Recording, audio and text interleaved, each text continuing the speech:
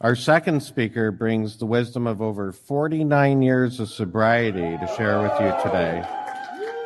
Please welcome Martyj J., Richmond, British Columbia.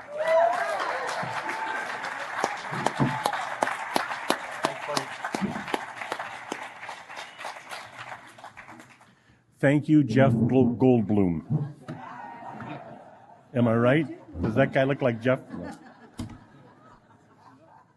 It's going to take a minute to get oriented here.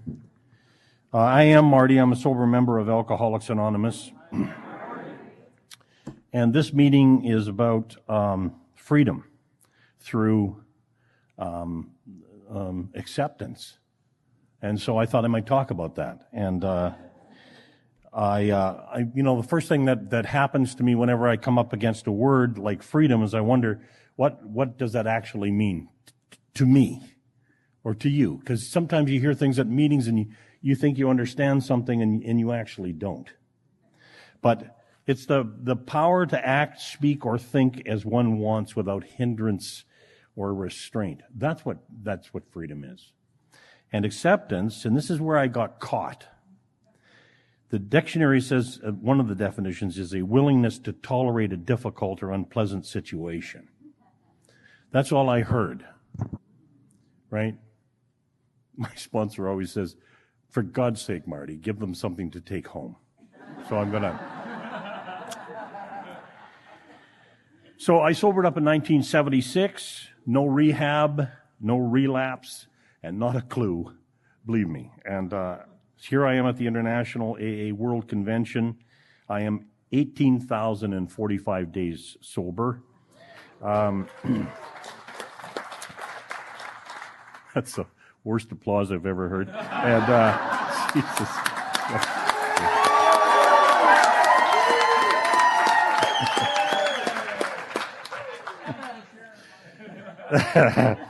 But that means that I'm 49 years sober and 8 months short of being 50 at a world convention, where being 50 is the big deal.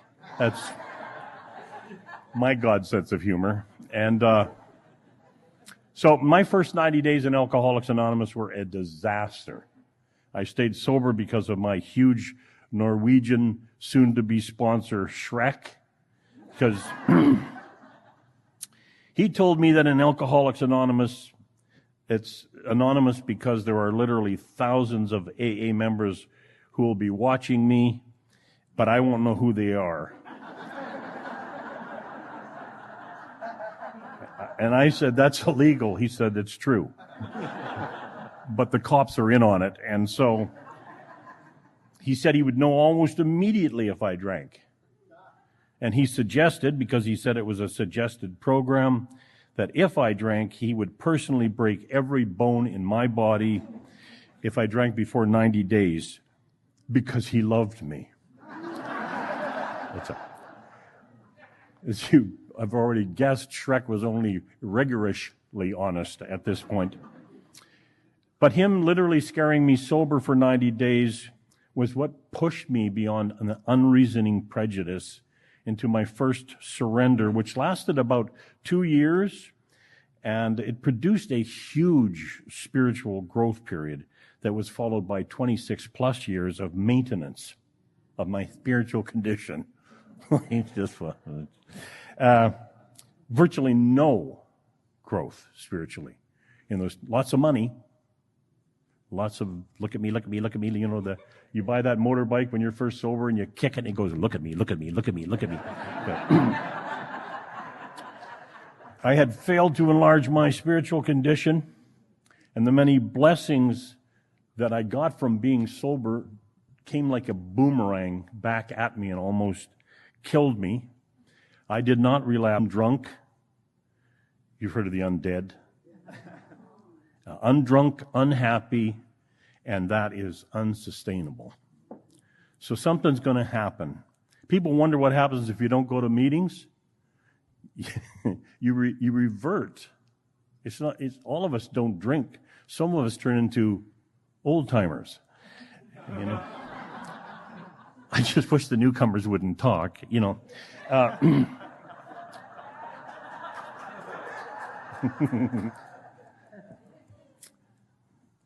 So I had no freedom from my survival selves. These voices that were in my head were so loud. I mean, I couldn't even go to an AA meeting because of the judgments that I was listening to and because of my total lack of integrity. This is just hell if you have no integrity. My wife eventually asked me for a divorce because she said I was angry all the time. Right, I know by now you're probably hoping that please get sober soon, please. I'm getting depressed. I want to be happy at this thing.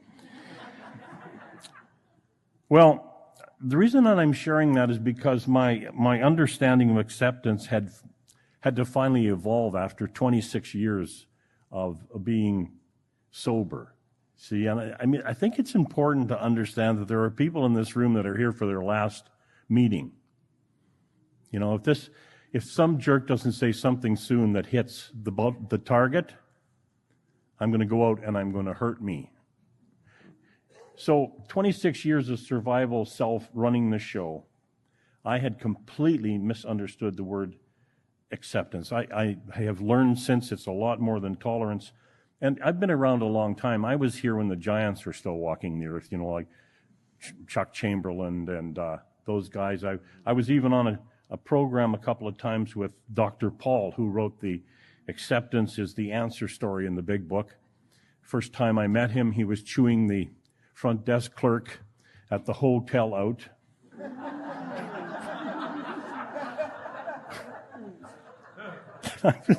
I walked up, he said, Paul, he said, shut up. Don't say that acceptance is everything. Stop it. Stop it now. So,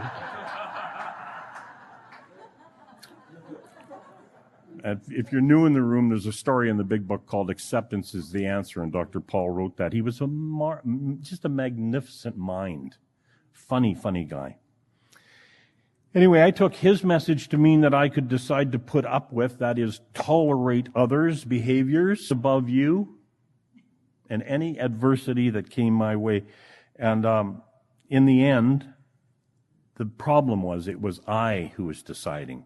My higher power, me, was deciding who I would and would not forgive. And at times it was unbearable. You know, you go in a room and you're exhausted from forgiving people. You know what I mean? Like, geez, I can't keep doing this, you know. So my survival self, and, you know, maybe you'll identify with this, my survival self, this part of my mind is floating up there somewhere. I wish they could surgically remove it. Somebody once said, I'd rather have a full frontal lobotomy than a full bottle in front of me. But they can't. It's just nowhere, and it's a whole group of ideas about who I think I am. And this thing is constantly looking for threats, hurts, and injustice. And so what it did was it hijacked what Bill Wilson had told me way back on page 13 in the big book, Alcoholics Anonymous. That's the first time we see a member dealing with acceptance. Bill told how surrender must precede acceptance. So if you aren't surrendered, you're not going to accept. You're going to tolerate. You're going to put up with. You're going to white-knuckle drive. Do you believe that they release idiots as you leave the house in the morning to get in front of you and slow down? You know what I'm talking about. He explained how God, of his understanding, required the destruction of self-centeredness. He explained that that's the price that has to be paid. Like the bridge of reason is a toll bridge. There's a price. The complete destruction of self-centeredness. And yeah, I'm aware of the fact, because people always come up and say, you know, surrender's not in the big book. Let's see if we can get yours up your rear end. But anyway, tolerance, you know. I had a guy come to me one time in Texas and say, this is not a comedy show. And I said, why don't you get away from me? I don't want what you have, ever. I ended up sponsoring him.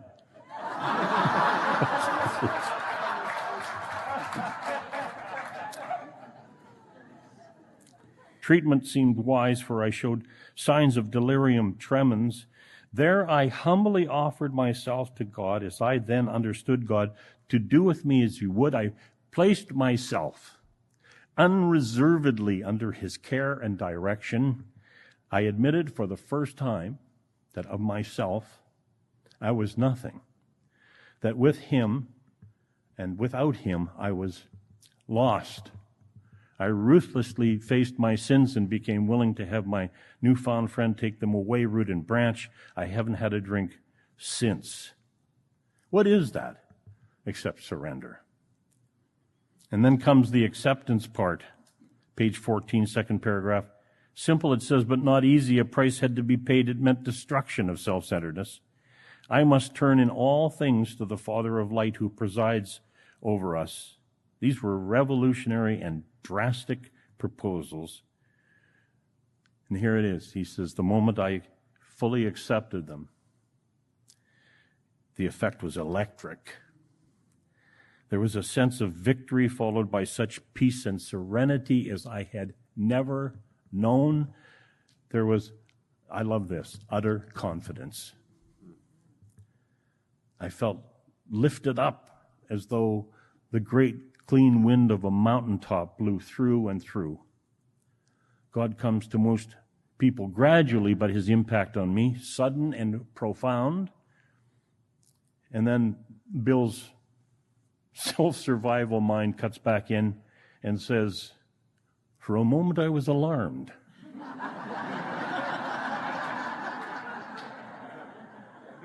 I called my friend the doctor to ask if I were still sane. He listened in wonder as I talked.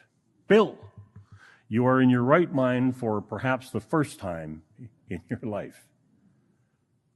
And yet, he suffered terrible depression after that. People think somehow you're going to get struck sober, you're going to smoke some Mary Wonderful or take a mini dose or something. Oh, I'm changed forever. It's not sustainable. This thing is like one step at a time, and it's not a mistake. And sometimes you really turn yourself over, and then you lay in your bed at night and you listen, and you can hear reality sucking. Because you called the front desk and ordered a bucket of ice, you know what I mean? Where is God now, man? Revolutionary and drastic proposals, but the moment I fully accepted them, the effect was electric.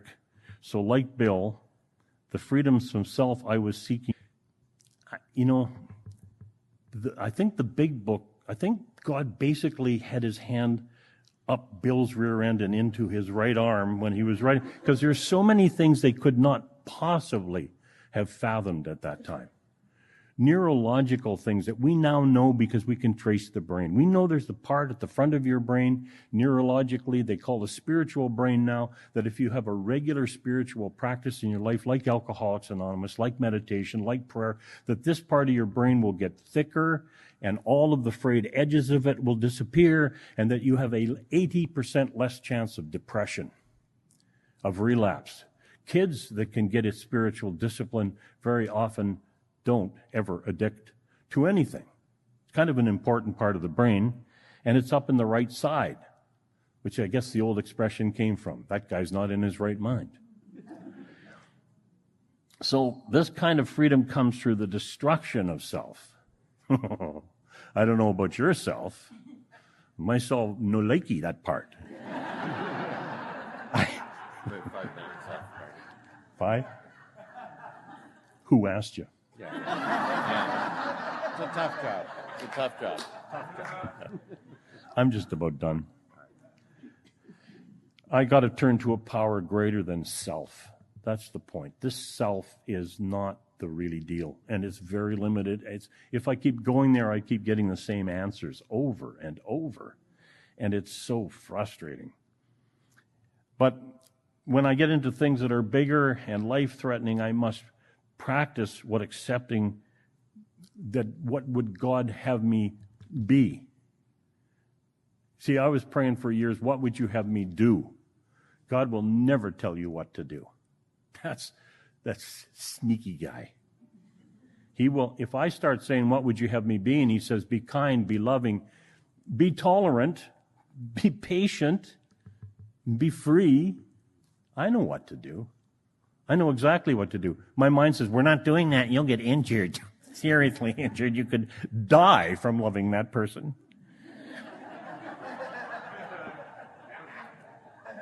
And I've had to accept that my best times happened when I acted as God showed me how to be, as a servant, not as a doormat. Not as a doormat.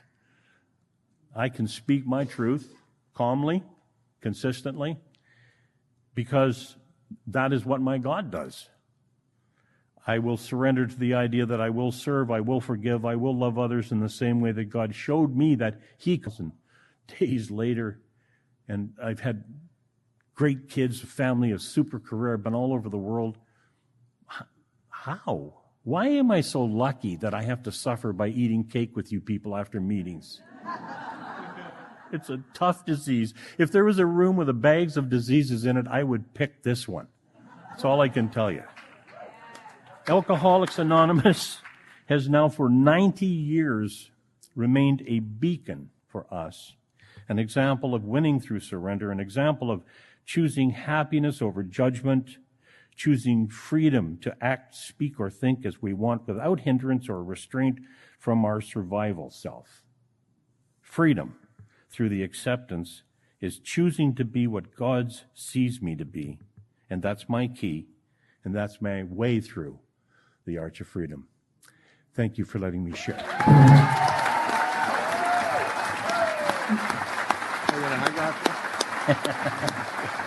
Thanks, Marty. Appreciate it. All right.